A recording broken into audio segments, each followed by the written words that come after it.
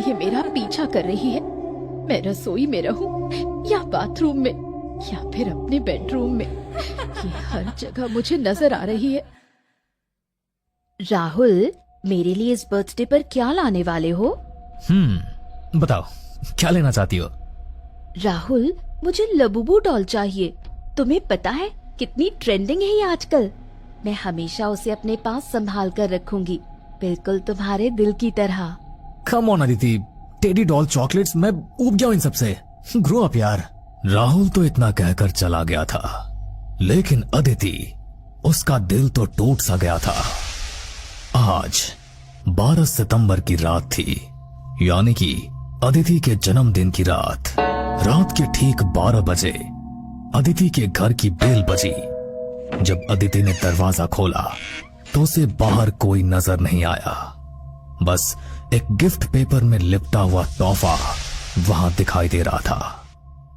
ओह, तो ये प्लान था तुम्हारा। मिस्टर राहुल, जाओ, अब मैं भी नहीं लेने वाली तुम्हारा गिफ्ट। बहुत स्टाइल दिखा रहे थे ना। अदिति ने बिना गिफ्ट उठाए दरवाजा बंद कर दिया।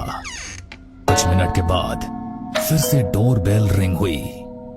अदिति ने दरवाजा खोला तो उसे फिर से दरवाजे पर कोई नजर नहीं आया।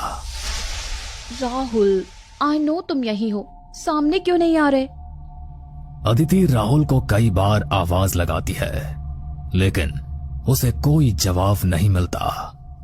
परेशान होकर वो गिफ्ट को लेकर अपने घर में आ जाती है। जल्दी जल्दी गिफ्ट की पैकिंग खोलकर देखती है तो सामने उसे एक लबूबू डॉल दिखाई देती है, जिसे देखकर अदिति खुशी से उछल पड़ती है। Wow wow wow, Labubu doll, कितनी सुंदर है ये, super softy. I love you Rahul. अपने अजीब नाम की तरह ये डॉल दिखने में भी बाकी क्यूट डॉल से काफी अलग थी। सफेद रंग की मुलायम फर से लिपटी इस डॉल की बड़ी बड़ी रहस्यमयी सी आंखें थी, जो मानो सामने वालों की आंखों में ही झांकती हुई महसूस हो रही थी। डॉल के चेहरे पर एक बड़ी चौड़ी सी हंसी थी, जो उसे बाकी डॉल से काफी अलग और रहस्यमय बना रही थी। पहले राहुल को फोन पर थैंक यू बोल देती हूँ, कितना कुछ सुना दिया था उसे। अदिति अपना फोन उठाती है तो देखती है कि उसमें तो बैटरी ही नहीं है। अरे, अभी कुछ देर पहले ही तो मैंने इसे फुल चार्ज किया था, लेकिन ये तो स्विच ऑफ होकर पड़ा हुआ है। चलो कोई बात नहीं, फिर से चार्जिंग में लगा देती हूँ। तभी मैं सोचूं कि आज पहली बार रात के 12 बजे राहुल ने मुझे फोन करके बर्थडे विश नहीं किया, बस दरवाजे पर ही गिफ्ट रख कर भाग गया। अदिति ने अपना फोन चार्जिंग में लगाया और बिस्तर पर आंखें बंद करके लेट गई। बार बार उस डॉल के बारे में सोचकर मानो उसके मन में गुदगुदी सी हो रही थी। अभी 15 मिनट ही हुए होंगे कि एक बार फिर डोर बेल की आवाज से अदिति की आंखें खुल जाती है। ये क्या तमाशा लगा रखा है राहुल ने? अरे, बार बार बेल बजाकर कहाँ गायब हो जाता है, सामने क्यों नहीं आ रहा? आधी रात को गुस्से में पांव पटकते हुए अदिति जाकर दरवाजा खोलती है तो सामने राहुल को खड़े हुए पाती है। मैं पहले से जानती थी ये सब तुम ही कर रहे हो। अब बाहर ही खड़े रहोगे या अंदर भी आओगे? राहुल का हाथ पकड़कर अदिति उसे घर के अंदर ले जाती है। अच्छा, जिस काम के लिए आए हो वो तो कर लो पहले। अरे बाबा, अब मुझे बर्थडे विश भी कर दो। Happy birthday. तुम्हें अपना गिफ्ट कैसा लगा? बहुत बहुत अच्छा, थैंक यू सो मच। इतना कहकर अदिति राहुल के गले में बाहें डाल देती है। कॉफी पियोगे? हाँ, क्यों नहीं। अदिति किचन में जाकर कॉफी बनाने लगती है। तभी फ्रिज के डोर में उसे डॉल की रिफ्लेक्शन दिखाई देती है। अदिति चौंक कर पीछे मुड़कर देखती है तो उसे वहां राहुल खड़ा नजर आता है। अरे, डरा दिया तुमने। मुझे ऐसा लगा जैसे वो डॉल आकर मेरे पीछे खड़ी हुई है। गुड़िया नहीं, यहाँ सिर्फ मैं हूँ तुम्हारा गुड्डा, और तुम चाहो तो मेरे साथ खेल सकती हो। शट अप, क्या बकवास कर रहे हो तुम? चलो, मैं कॉफी लेकर अभी आई। अदिति चुपचाप कॉफी बना रही थी कि अचानक से उसके हाथ से दूध का बर्तन छूट जाता है। मैंने कहा था ना राहुल, मत करो मजाक। मुझे पता है ये तुम ही कर रहे हो। ऐसे बार बार डॉल को मेरे मुंह के सामने ला रहे हो। देखो गिर गया ना दूध। गुस्से में बड़बड़ाते हुए जैसी अदिति ने पीछे मुड़कर देखा तो उसकी आंखें हैरानी से खुली रह गई। वहां राहुल था ही नहीं, सिर्फ वो लबूबू डॉल किचन के शेल्फ पर रखी हुई दिखाई दे रही थी। ये कैसे हो सकता है? अचानक ये राहुल कहाँ गायब हो गया? लग रहा है आज मुझे परेशान करने की कसम खा रखी है इसने। अदिति एक बार फिर से कॉफी कप में निकालने लगती है, तभी उसे अपने चेहरे पर लबूबू डॉल का वो बाल वाला शरीर महसूस होता है। ऐसा लग रहा था जैसे डॉल उसके चेहरे से चिपकी हुई हो। राहुल, इनफ इज इनफ यार, इट्स इरिटेटिंग। अदिति ने एक बार फिर चाय की ट्रे एक हाथ में पकड़कर दूसरे हाथ से अपने चेहरे से उस डॉल को हटाना चाहा तो देखा कि उसके चेहरे पर कोई डॉल नहीं है और ना ही किचन में राहुल कहीं नजर आ रहा था। तभी एक बार फिर अदिति की नजर रसोई के फर्श पर जाती है, जहां दरवाजे के पास वही लबूबू डॉल पड़ी हुई मानो उसे ही देख रही थी। राहुल, मुझे नहीं पता ये तुम कैसे कर रहे हो, लेकिन मुझे इतना पता है कि सब तुम ही कर रहे हो बस। गुस्से में बड़बड़ाते हुए अदिति कॉफी की ट्रे लेकर बाहर हॉल तक आती है तो देखती है कि हॉल में कोई भी नहीं है। इससे पहले कि अदिति कुछ भी समझ पाती, एक बार फिर दरवाजे की घंटी बजती है। घबराते हुए अदिति दरवाजे तक जाती है और की होल में से बाहर झांकने की कोशिश करती है तो सामने उसे राहुल खड़ा हुआ नजर आता है। अब तो अदिति का सर चकरा रहा था। अभी 2 मिनट पहले ये रसोई में मेरे साथ था, 2 मिनट के अंदर ये बाहर कैसे चला गया? ये सब क्या हो रहा है? अदिति दरवाजा खोलती है तो राहुल उसे गले लगाकर बर्थडे विश करता है।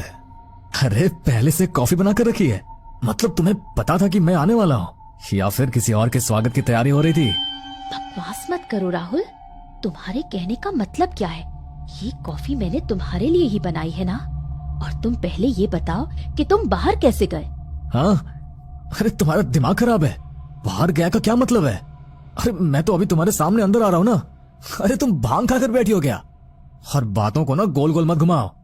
सीधे सीधे बताओ, ये आधी रात को 2 कप कॉफी तुमने बनाई किसके लिए है? राहुल, तुमने कसम खाई है ना आज मेरा बर्थडे स्पॉइल करने की। ठीक है, तुम मेरे बर्थडे पर मुझे खुश नहीं रहने दोगे ना?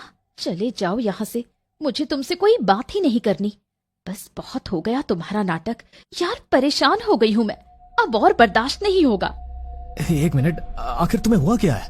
अरे ऐसा क्या कर दिया मैंने जो तुम इस तरह से बात कर रही हो? अरे तुम नाराज थी तो मैंने सोचा कि तुम्हें जाकर खुद से बर्थडे विश कर दूंगा तो शायद तुम खुश हो जाओगे, लेकिन यहाँ तो कुछ और ही सीन चल रहा है। राहुल, मेरा सर फट जाएगा अब। तुमने पहले मुझे गिफ्ट भेजा, फिर तुम खुद अंदर आए। तुमने कहा मैं तुम्हारे लिए कॉफी बना दूं, फिर तुम उस डॉल से मुझे परेशान करने लगे और फिर अचानक कहीं गायब हो गए और पता नहीं कैसे फिर से अंदर आकर अब ये बहकी बहकी बातें कर रहे हो। ओके रिलैक्स, तुम परेशान मत हो। तुम शायद डर गई हो या कोई बुरा सपना देख लिया तुमने। ओके, अब कोई सवाल जवाब नहीं, तुम एकदम शांत हो जाओ। मैं आज रात को यहीं रुक जाता हूँ, तुम बिल्कुल सुकून से सो जाओ। अरे लेकिन मैंने बोला ना, बस अब कोई सवाल जवाब नहीं। अब जो भी बातें होंगी हम कल सुबह ही करेंगे, ठीक है? राहुल ने अदिति को बिस्तर पर लिटा दिया और उसके बालों को सहलाने लगा। अदिति की आंखें धीरे धीरे बंद हो रही थी। कब उसे गहरी नींद आई उसे पता भी नहीं चला। कुछ देर बाद एक अजीब सी शोर को सुनकर उसकी नींद टूट जाती है। अदिति ने देखा कि उसके कमरे की खिड़की खुली हुई है और सड़क पर 3-4 कुत्ते न जाने क्यों अजीब से स्वर में रो रहे हैं। अदिति ने नजर इधर उधर घुमाई। कमरे में राहुल कहीं नजर नहीं आ रहा था, लेकिन उसके तकिए के पास वही लबूबू डॉल पड़ी हुई थी जिसकी हंसी उसे अब कुछ बदली हुई महसूस हो रही थी, जैसे कोई गुस्से में जबरदस्ती मुस्कुरा रहा हो। राहुल फिर से न जाने कहाँ चला गया। और ये मेरा फोन, ये चार्जिंग पर लगा है, फिर भी ये ऑन होने का नाम ही नहीं ले रहा। अदिति बिस्तर से उठकर बाथरूम की ओर जाती है तो अचानक ही बाथरूम की लाइट्स बंद हो जाती है। ये लाइट को क्या हुआ? अदिति के इतना कहते ही एक बार फिर से बाथरूम की लाइट ऑन हो जाती है। हर 3 सेकंड बाद बाथरूम की लाइट ऑन ऑफ हो रही थी। तभी अदिति के कानों में किसी की हंसी गूंजती है, जैसे अदिति के साथ ये खेल खेलकर किसी को बहुत मजा आ रहा हो। ऐसा लग रहा है कि कोई जानबूझकर बाथरूम की लाइट ऑन ऑफ कर रहा है। ये सब राहुल कर रहा है क्या? अदिति को अब कुछ भी समझ में नहीं आ रहा था और हल्का हल्का डर भी महसूस हो रहा था। अदिति जल्दी से आकर वॉश बेसिन में हाथ धोने लगती है। तभी उसे सामने शीशे में अपने पीछे एक बार फिर से लबूबू डॉल दिखाई देती है, लेकिन अभी वो पहले की तरह मासूम और प्यारी नहीं लग रही थी। उसकी मुस्कुराहट के पीछे बड़े बड़े दांत और चेहरे पर जगह जगह खून भी लगा दिखाई दे रहा था। ये दृश्य देख अदिति के मुंह से चीख निकल जाती है और वो दौड़कर बाथरूम से बाहर आती है तो देखती है कि उसकी डॉल तो अभी भी बिस्तर पर ही रखी हुई है, लेकिन उसके चेहरे के पास वाकई ये खून का ताजा धब्बा दिखाई दे रहा था। मुझे लग रहा है मैं पागल हो जाऊंगी। ये सब क्या हो रहा है मेरे साथ? इस डॉल को तो अभी मैंने बाथरूम में देखा था ना, ये यहाँ कैसे आ गई? और अगर ये यहाँ है तो जो बाथरूम में था वो कौन था? अदिति ने महसूस किया बाहर रो रहे कुत्तों की आवाज भी अभी बंद हो गई है। वो धीरे से खिड़की के पास गई तो वहां का नजारा देखकर उसके होश उड़ गए। नीचे एक कुत्ता लहूलुहान हालत में पड़ा हुआ था। ये वही स्ट्रीट डॉग था जिसे अदिति रोज खाना खिलाती थी। हे भगवान, ये रात खत्म क्यों नहीं हो रही है? मैं क्या करूं?